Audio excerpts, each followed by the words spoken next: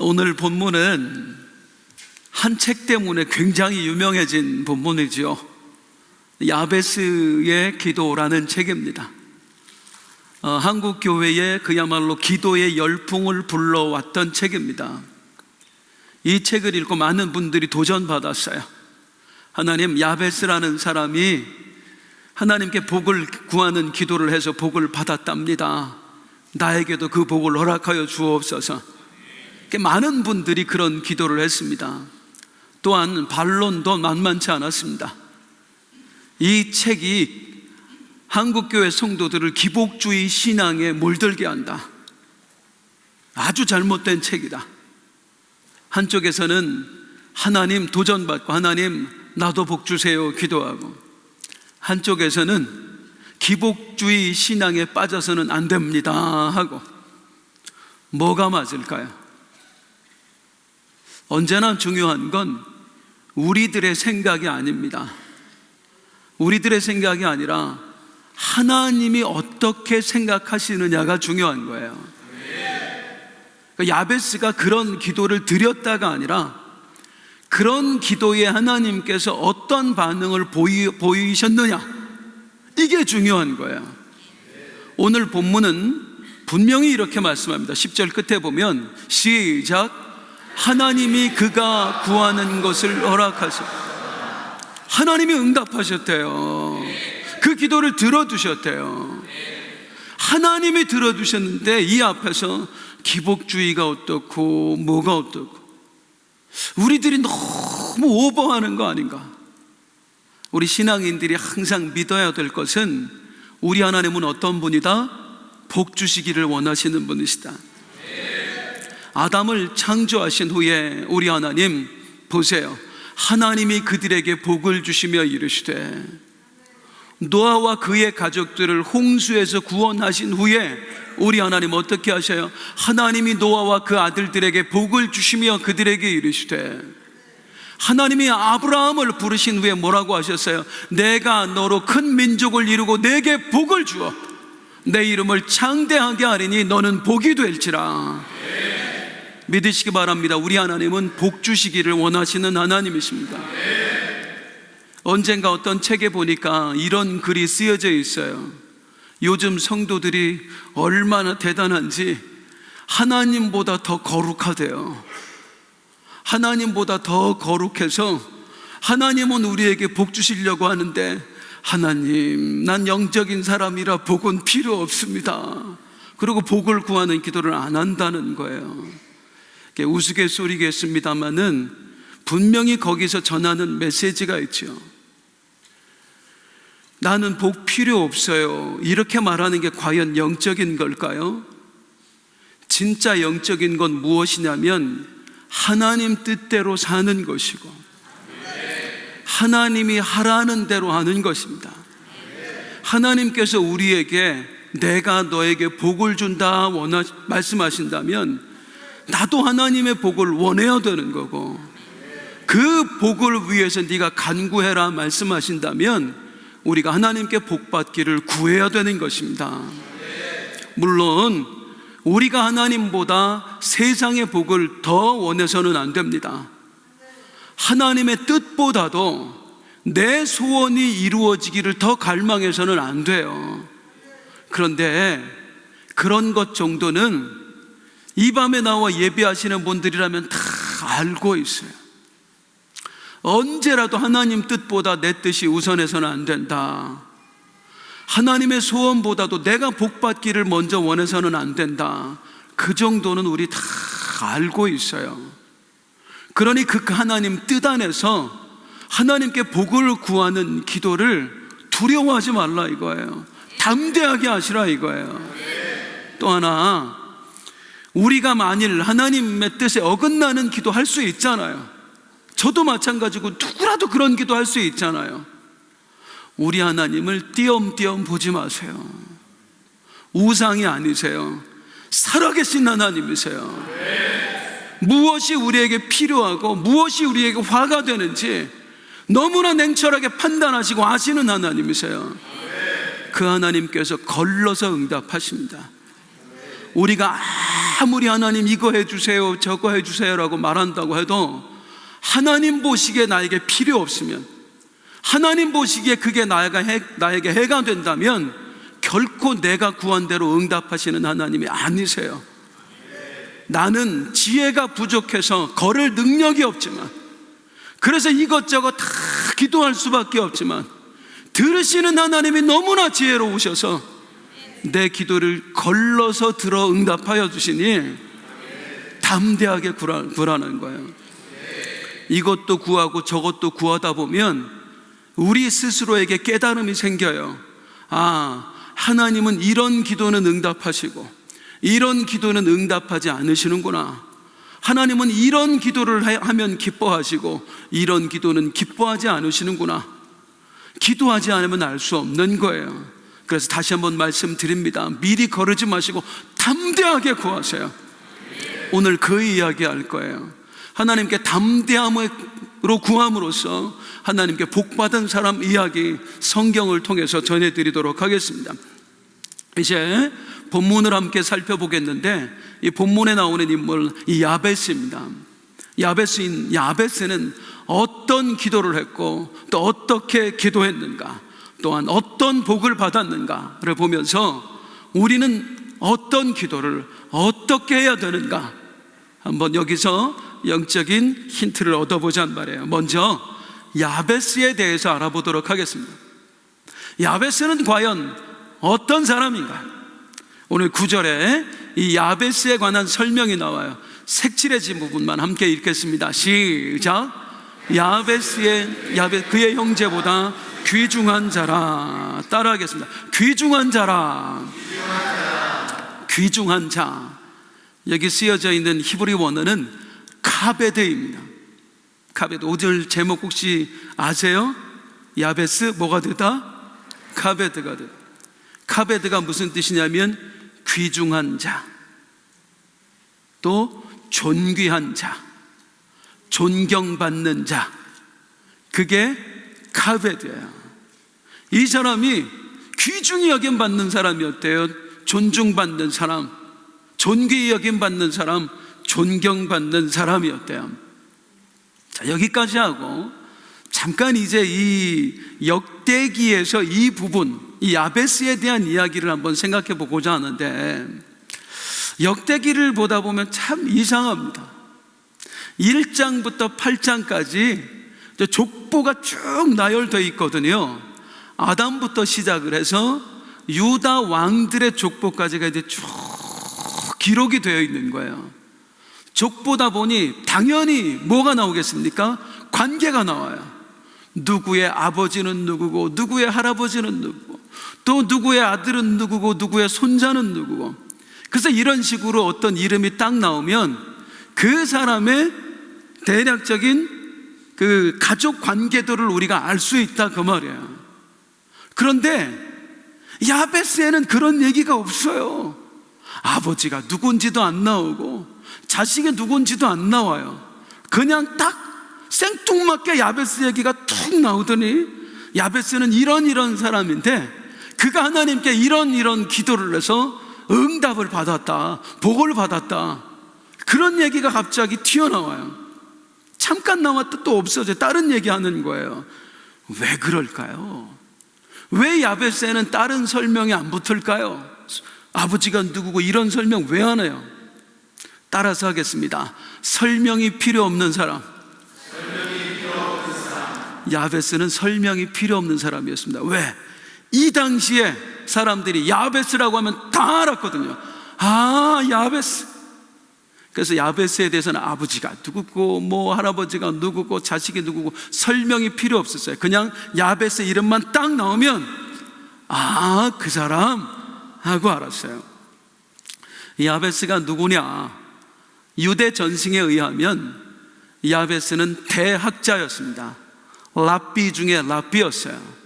제가 사도행전 강의하면서 가말리엘 대학자를 뭐라고 부른다고? 랍반, 그렇게 부른다고 그랬는데 다 잊어버리셨지요?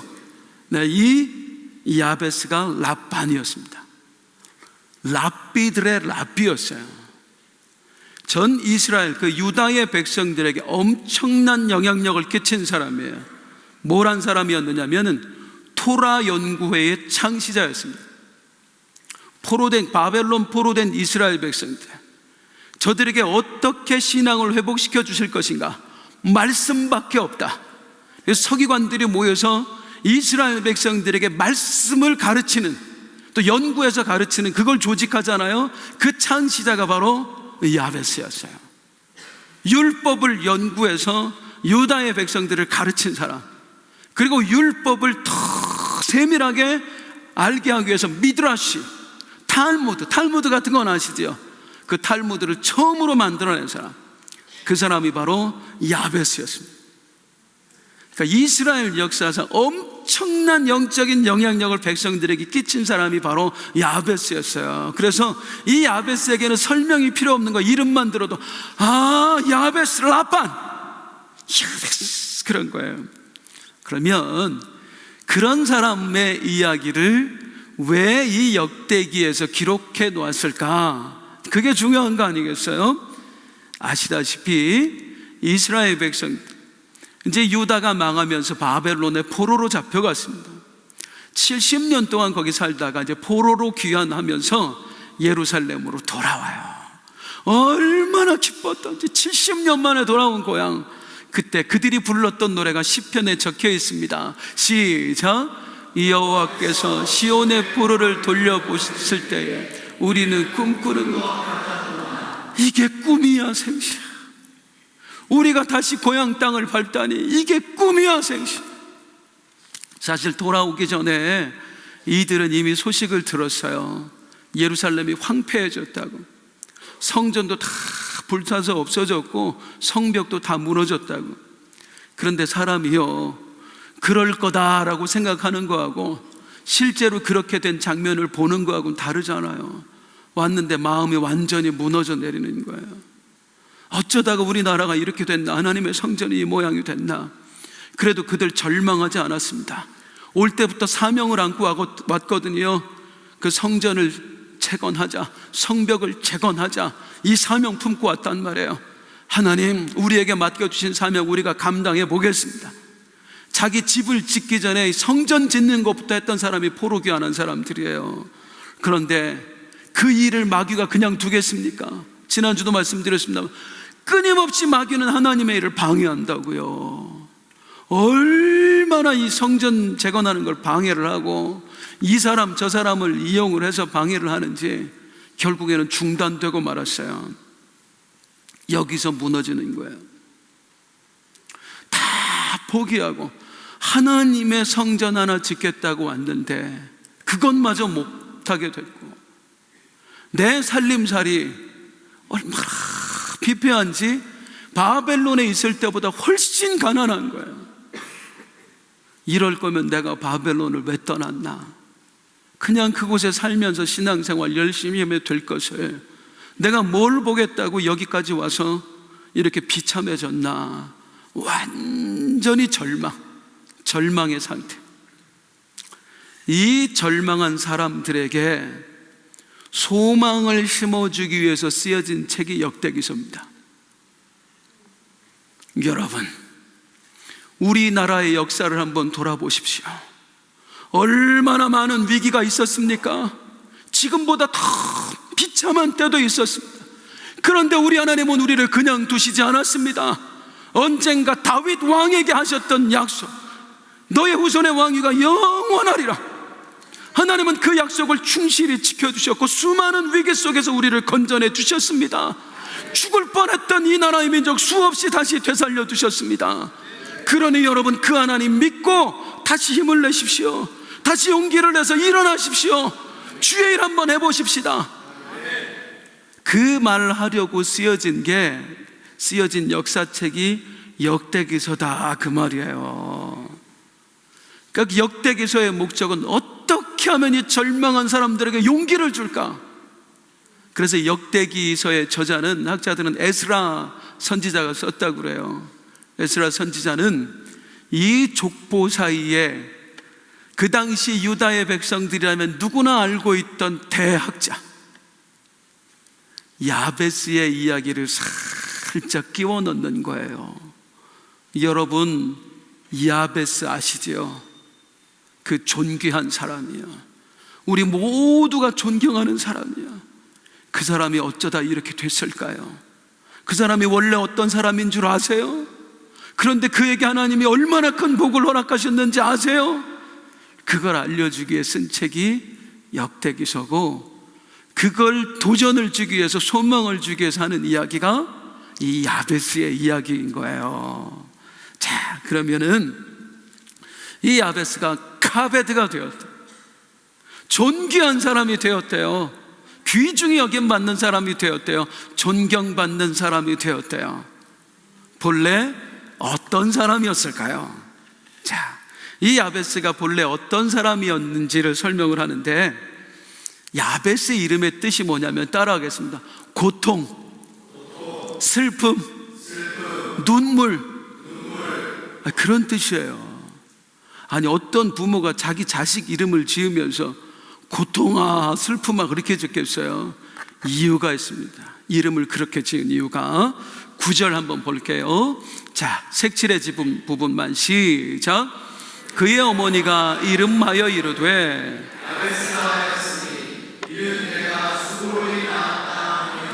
왜 고통이, 슬픔이, 눈물이라고 이름을 졌느냐면, 이는 내가 수고로이 낳았다 함이었더라.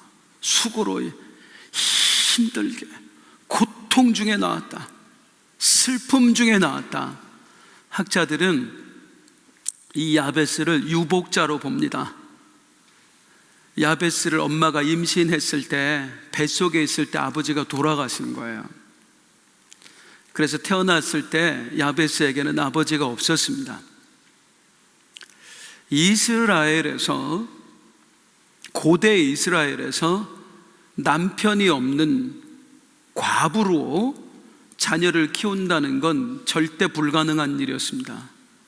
왜냐하면 지금처럼 여성들도 마음대로 직장생활 할 수 있는 시대가 아니잖아요. 여자들은 직업을 가질 수가 없는 거예요. 숫자들로도 안 들어가는데.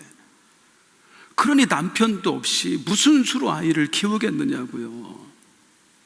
이 야베스의 엄마가 야베스를 임신한 동안 남편이 죽은 거예요. 그런데 그때 걱정되는 건 뭐냐면, 이 남편도 없이 내가 어떻게 아이를 키우나, 이게 걱정이 되는 게 아니라 아버지 없이 살아갈 이 아이가 너무나 걱정이 되는 거야. 이 험한 세상, 네가 아버지 없이 어떻게 살아가냐? 네 앞에 얼마나 많은 고통과 눈물이 있겠느냐? 네가 얼마나 그 눈물의 강을 힘겹게 건너야 되겠느냐? 고통아, 슬픔아, 눈물아. 그래서 자기 자식 이름을 야베스라고 지었어요. 고통이, 슬픔이, 눈물이. 이번에 부흥 강사로 오셨던 백동조 목사님, 그리고 우리 유재명 원로 목사님, 한 분은 5살 때 아버지 돌아가셨고, 또 한 번은 6살 때 아버지 돌아가셨고, 저는 그분들의 이야기를 들으면서 이 야베스가 떠올랐어요. 그래서 오늘 본문을 이 야베스로 정했어요. 정말 험난한 인생을 살아오셨죠. 우리 유재명 목사님 이야기야 여러 번 들으셨으니까, 백동조 목사님 이번에 오셔서는 그 말씀 안 하셨는데, 사실은 그 아버지가 어떤 아버지냐면, 원래 이제 그 가정을 이루고 살던 아버지가 아내가 죽은 거예요. 그래서 백동조 목사님 어머니가 이제 호라비가 된 남자에게 시집을 간 겁니다. 아들이 셋이 있었어요. 나이 많은 아들들이. 거기로 시집을 가서 백동조 목사님 누나도 낳고, 백 목사님 낳고, 동생 낳고, 그렇게 산 거예요. 근데 아버지 있을 동안은 괜찮았는데, 백 목사님 5살 때 아버지 돌아가시고 나니까 이 아버지 그러니까 아버지 자식들이죠. 배다른 형들이, 그 장성한 아들이 돌변해가지고 이 엄마를 괴롭히는데, 멱살을 잡고 마당에다 팽개치고 두드러 패고 나가라고. 그 아버지 재산 뺏길까봐 나가라고.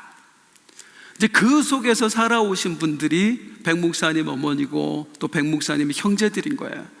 그래서 누나가 그렇게 돈에 환장한 거예요. 너무 힘들게 살아가지고. 이런 상황에서 자식을 키워야 되는 그 부모의 심정, 엄마의 심정이 어땠겠습니까?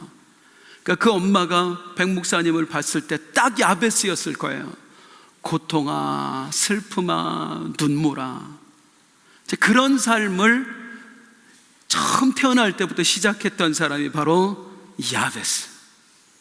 이제 오늘 본문이 뭘 말하냐면 제목이 그거잖아요. 그 야베스가 카베드가 되었습니다. 야베스, 고통이, 눈물이, 슬픔이가 카베드, 존귀한 자, 귀중히 여김을 받는 자, 모든 사람의 존경을 받는 자가 되었습니다. 그 이야기를 전하는 게 오늘 본문이에요. 야베스가 카베드가 되었습니다. 어떻게 그게 가능했을까요? 오늘 본문은 이렇게 정의합니다. 기도로 되었습니다. 야베스의 기도로 그의 인생이 바뀌었습니다. 그 이야기를 하는 거예요. 자, 그러면 야베스는 도대체 어떤 기도를 드리고 그럼으로써 자기의 인생을 완전히 그냥 대역전극으로 바꿔버렸는가? 첫 번째, 무엇을 기도했는지 하나씩 살펴보는데, 첫 번째 기도 10절 한번 보겠습니다. 시작. 야베스가 이스라엘 하나님께 아뢰어 이르되 주께서 내게 복을 주시려거든 했어요. 그렇게 기도하는 거예요. 따라하겠습니다. 주께서 내게 복을 주시려거든. 이 기도에는 과연 어떤 믿음이 담겨 있는 걸까요? 두 가지 있는데, 첫 번째, 주께서 내게 복을 주시려거든. 이 말에 담긴 야베스의 믿음은 뭐냐면 복은 하나님으로부터 온다. 주께서 주시려거든요. 복은 주님으로부터 온다. 사랑하는 성도님들, 믿으시기 바랍니다. 복은 하나님으로부터 옵니다. 이거 정말로 믿으세요? 복은 하나님으로부터 온다. 정말로 믿으세요? 이걸 정말로 믿는 게 얼마나 어려운지 아십니까? 복은 하나님으로부터 온다는 걸 진짜 100% 믿는 게 얼마나 어려운 줄 아세요? 우리 아들 중에 한 놈이라고 해도 기가 막히게 누군지 아시더라고요. 걔한테 제발 얘기 좀 하지 마세요. 아들 중에 한 놈이 친구가 많은 놈이 있어. 걔 주변에는 정말 친구가 많고 별 희한한 애들도 많고 신기한 애들도 많아요. 그러니까 각 분야의 애들이 많아. 그래서 이 녀석은 무슨 일이 생기잖아요. 자기한테 어려움이 생겨. 예를 들어 회사에서 갑자기 잘렸다. 그래서 내가 다른 직업을 구한다. 그러면 제일 먼저 친구들한테 전화해요. 얘한테 전화하고 쟤한테 전화하고 쟤한테 전화하고, 그 중에 한 놈은 또 그 일을 해결을 해줘. 매일 이렇게 살아요. 그러고 나서 친구가 소개해 준대. 처음에는 막 장밋빛이죠. 너무 좋다는 얘기를 듣고 갔는데 내 생각하고 다른 거야. 그럼 이 자식을 믿는 게 아니었는데. 엄마가 데리고 얘기를 해요.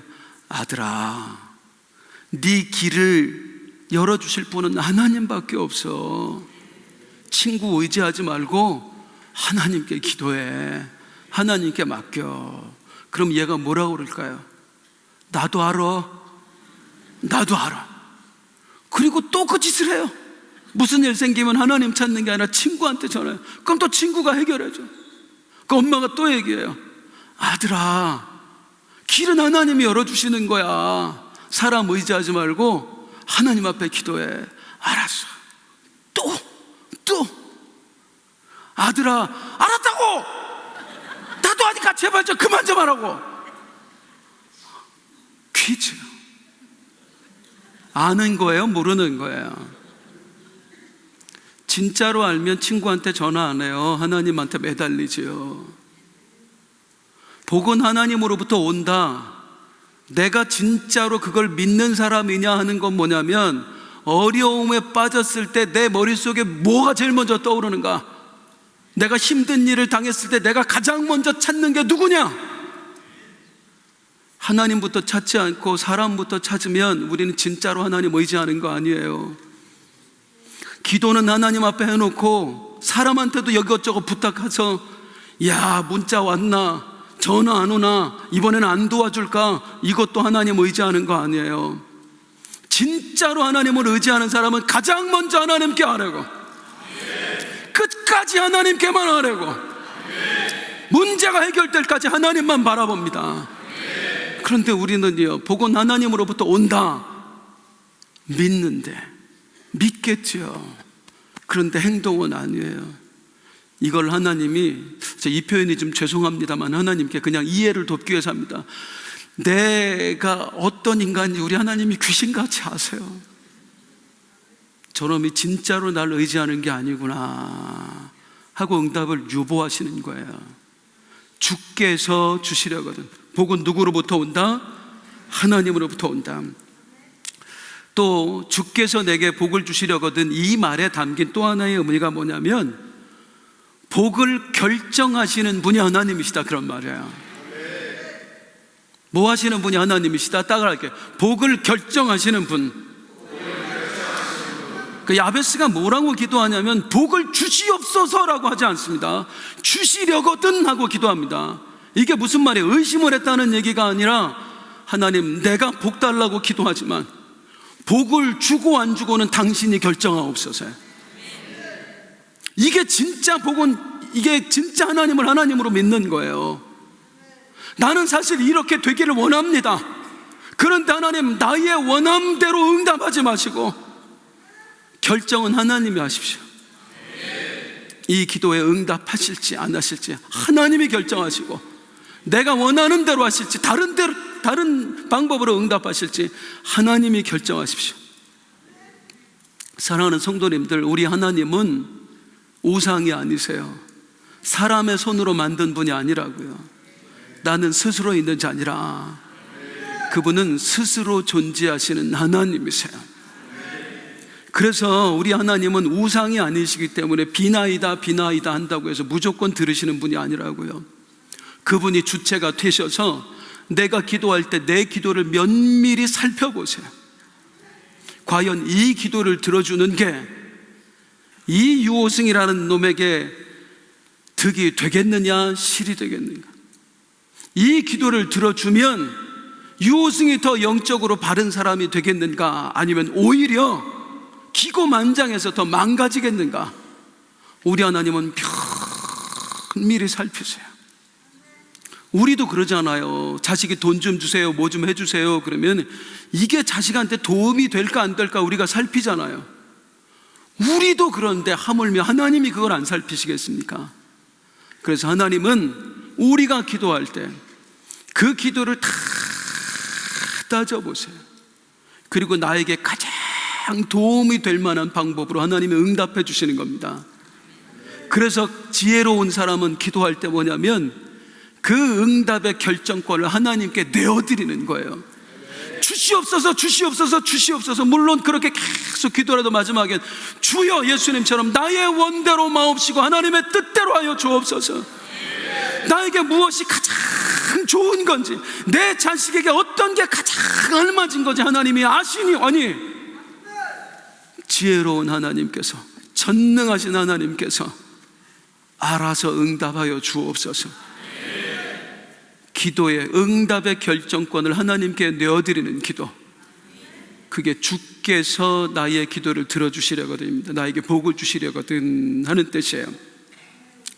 다음으로 야베스는 무엇을 기도했는지 두 번째 야베스의 기도를 보겠습니다. 10절 다시 읽겠습니다. 시작. 내게 복을 주시려거든 나의 지역을 넓혀주세요. 따라할게요. 나의 지역을 넓히시고, 나의 지역을 넓혀주세요. 이게 무슨 뜻일까요? 땅 넓혀주세요, 재산 좀 불려주세요, 그런 뜻일까요?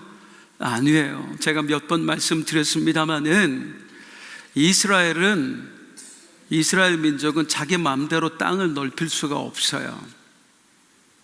함부로 사고 팔 수도 없어요. 왜냐?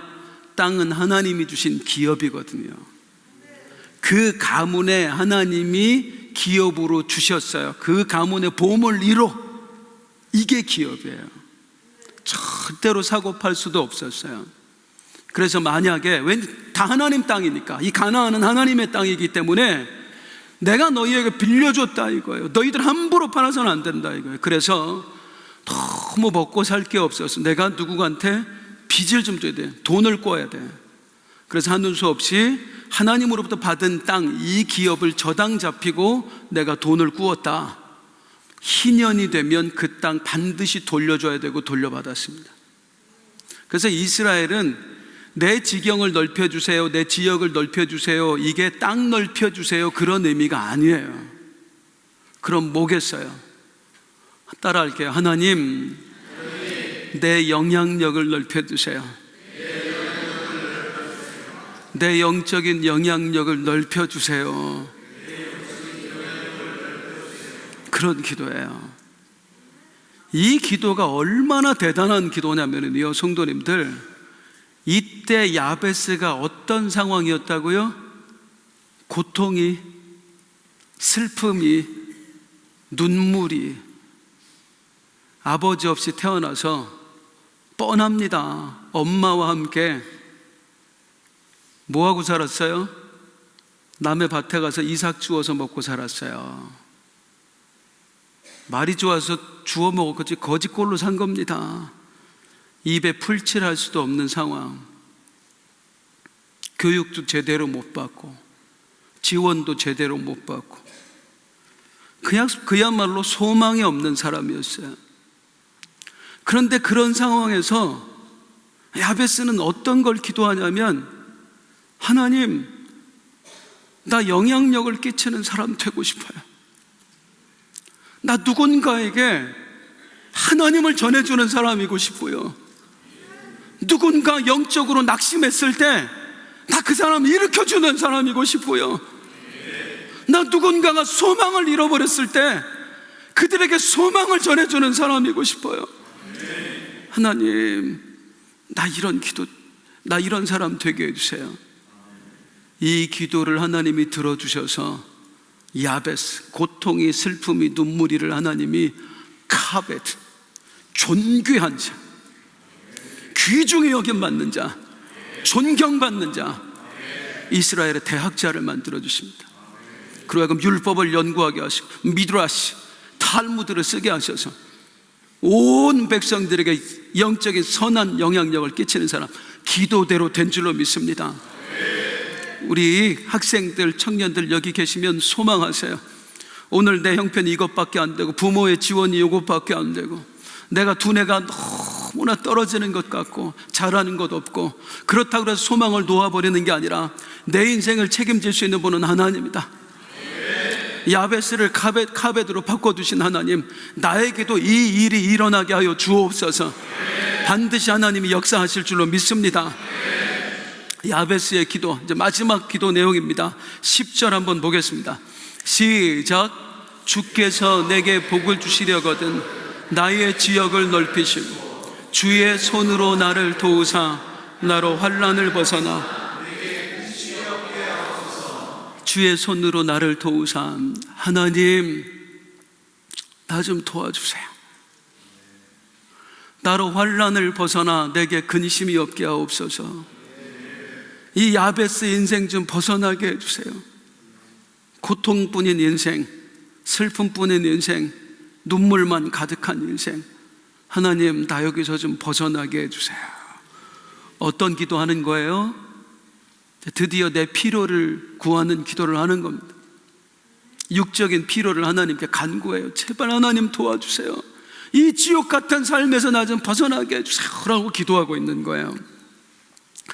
이 야베스의 기도에서 중요한 게 뭐냐면, 육적인 필요를 구하고 있지만 야베스는 육적인 필요보다 영적인 걸 먼저 구했다. 이게 중요합니다. 지금 이 지독하게 힘든 상황 속에서 뭐 기도해야 돼요? 하나님 나 좀 도와주세요. 이 고통 좀 벗어나게 해주세요. 우리 같으면 이 기도, 그리고 나서 뭐라 그래요? 하나님 나를 이 고통에서 벗어나게 하시고 하나님이 나에게 은혜 베풀어 주시면 나 하나님 위해서 살게요. 남은 인생 주 위해서 살게요. 육적인 기도가 먼저, 영적인 기도가 나중. 그런데 야베스의 기도는 반대였어요. 영적인 기도가 먼저였어요. 하나님, 나 이 민족에게 선한 영향력을 끼치는 사람 되고 싶어요. 말씀 전하는 사람 되고 싶어요. 그렇게 해주세요. 그 다음에 하나님, 그리고 나 이 고통 좀 벗어나게 해주세요. 이 환난 좀 벗어나게 해주세요. 기도에 있어서, 그리고 신앙생활에 있어서 정말 중요한 건 뭐냐면 우선순위입니다. 우선순위. 그런데 이 우선순위를 많은 분들이 오해하시더라고요. 어떻게 오해하냐면, 자, 1번, 하나님, 나 하나님 위해 살고 싶어요. 1번. 2번, 하나님, 내 형편 좀 좋아지게 해주세요. 2번. 보통 우선순위를 어떻게 생각하냐면 1번 먼저, 2번이 다음. 이걸 우선순위라고 생각을 해요. 하나님, 나 하나님 위해 살고 싶어요 먼저 하고, 그 다음, 그러니 하나님, 내 형편 좀 살펴주세요. 도와주세요. 1번 기도 먼저 하고 2번 기도 나중에 하고, 이걸 우리는 우선순위라고 생각을 해요.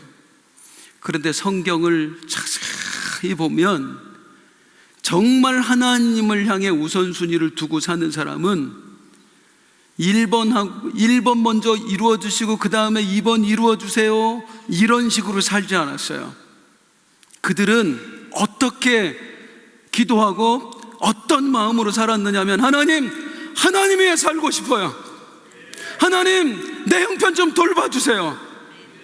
그런데 있잖아요, 하나님, 만약에 이 둘 중에 하나만 하나님이 응답하시려거든 2번은 응답해 주시지 않아도 되니 1번만은 반드시 응답하여 주옵소서. 내가 하나님 위해 살도록 하나님, 나에게 길을 열어 주옵소서. 나에게 하나님을 위해 사는 사람이 되게 하여 주옵소서. 이게 진짜 우선순위인 거예요.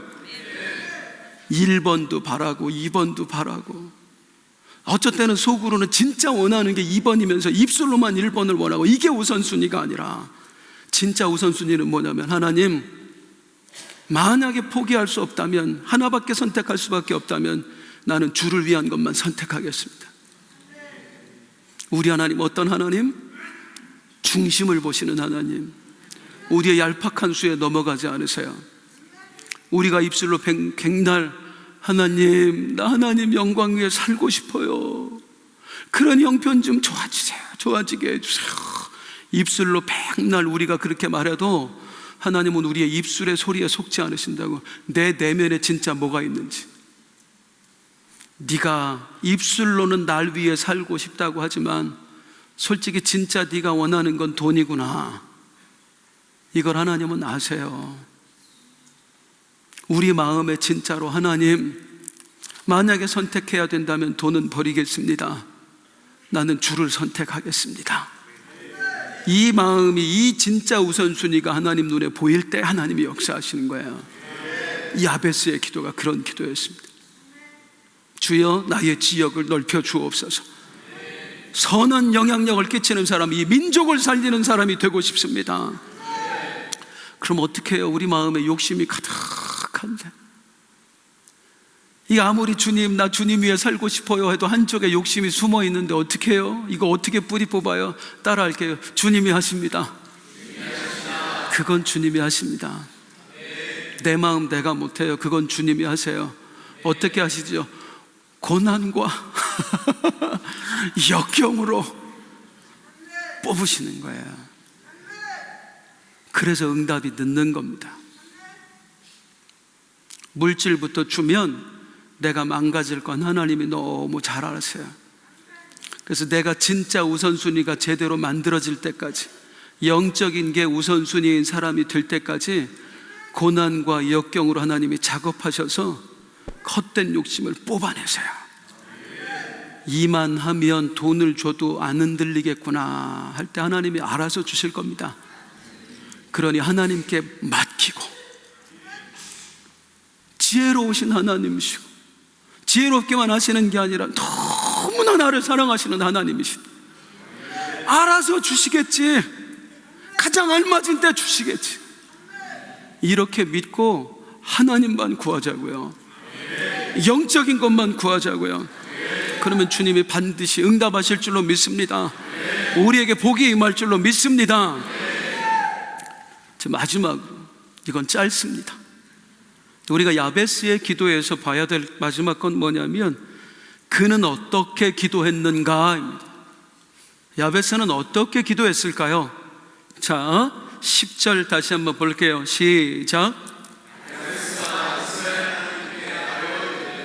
아뢰어 이르되 했어요. 따라할게요. 아뢰어 이르되. 어떻게 기도했어요? 아뢰어 이르되. 조목조목 하나님 이것도야, 이것도야, 이것도야, 이것도야. 어떤 분들 그런 얘기 하시더라고요. 하나님은 하여튼 기도한 대로 응답하신다고. 어떻게 우연히 맞은 거지 어떻게 기도를 한 대로 응답 막 되겠습니까? 아뢰어 이르되가 무슨 뜻일까요? 히브리어로 카라입니다. 카라가 무슨 뜻인지 아세요? 울부짖다예요. 야베스는 하나님 앞에 기도할 때 하나님 이것도 해주시고요, 이것도 해주시고요, 이것도 해주시고요, 그렇게 기도하지 않았어요. 울부짖었어요. 하나님 복 주실 수 있지요. 간구합니다. 나에게 복을 주옵소서. 하나님 뜻대로 주옵소서. 나 정말 비참한 인생이지만, 나 모든 사람에게 조롱받는 그런 사람이지만, 손가락질 맞는 사람이지만, 하나님 나도 이 민족에게 영향력 끼치는 사람 되고 싶어요. 우리 민족에게 소망 주고 심어주는 사람 되고 싶어요. 하나님의 말씀 전하는 사람 되고 싶어요. 하나님 나 좀 그런 사람 되게 해주세요. 그리고 하나님 내가 간구합니다. 이 환난에서 나를 벗어나게 하여 주옵소서. 이 야베스의 인생에서 나를 건져주세요. 고통의 인생에서, 눈물의 인생에서 하나님 나 좀 건져주세요. 울부짖었더라. 이 울부짖음이 하나님의 마음을 움직인 거예요. 멋지게 기도한 거 아니고, 조목조목 기도한 거 아니고요, 하나님이 어떻게 응답하실까 따져본 것도 아니고 그냥 울부짖었어요. 간절한 마음. 울부짖었다는 게 뭐예요? 이 앞에서 하나님이 응답하시지 않으면 내 인생 끝장난다, 소망 없다. 하나님이 나를 도와주시지 않으면 내 인생 결코 소망 없다. 이렇게 믿으니까 울부짖을 수밖에 없는 거예요. 지금 하나님이 나를 안 도와주시면 소망이 없다고 믿는 사람이, 이대로 부도납니다, 하나님은 나 죽습니다, 내 자식 끝장납니다 라고 하는 사람이 멋진 기도 드릴 수 있어요. 하나님 나 좀 도와주세요, 제발 좀 살려주세요. 야베스 그렇게 기도했다고. 그 간절함이 하나님 마음을 움직인 거예요. 그 애절함이 하늘 보좌를 움직인 거예요. 그리고 우리 하나님, 야베스, 고통이, 슬픔이, 눈물이, 그 가여운 인생을 카베드, 존귀한 자, 귀중한 자, 이스라엘의 존경받는 자로 만들어 주셨습니다. 이 하나님이 내 하나님이시고, 야베스가 드렸던 그 기도 우리도 할 수 있습니다. 사랑하는 성도님, 믿으세요. 우리 인생 바꾸실 분 오직 그분밖에 없어요. 그분이 말씀하시네요. 너는 내게 부르짖으라. 내가 내게 응답하겠고. 야베스를 카베드로 바꿔주신 하나님, 내 인생에도 그런 일이 일어나게 하여 주시옵소서. 간구하는 이 저녁 되길 주님의 이름으로 축복합니다. 축복합니다. 우리 함께 일어나서 찬송합니다.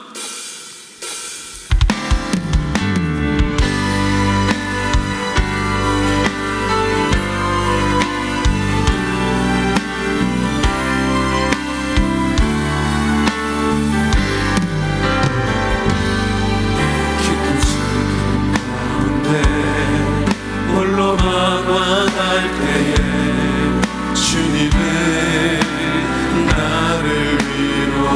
하셨고 힘든 세상 속에 지쳐 쓰러질 때도 주님은 나를 인도하셨네. 나를 믿노라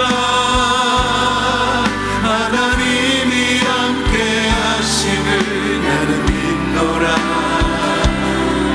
하나님이 함께 하심을. 나를 믿노라 하나님이 나와 함께 하심을.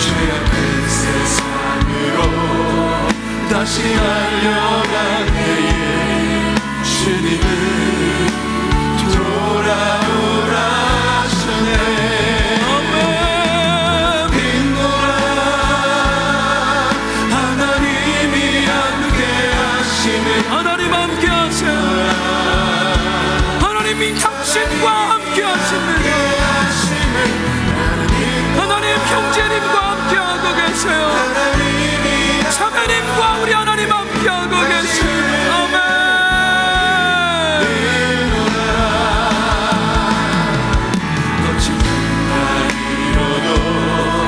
찬양하게 하시니 주님은 나의 피난처시요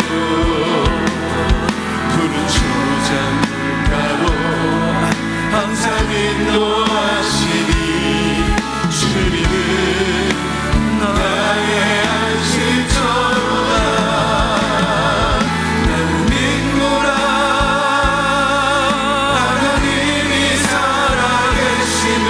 나는 믿노라 하나님이 살아계심을. 나는 믿노라 하나님이 알아 역사하심을. 나는 믿노라. 원치 않는 질병이 심히 괴롭힐 때에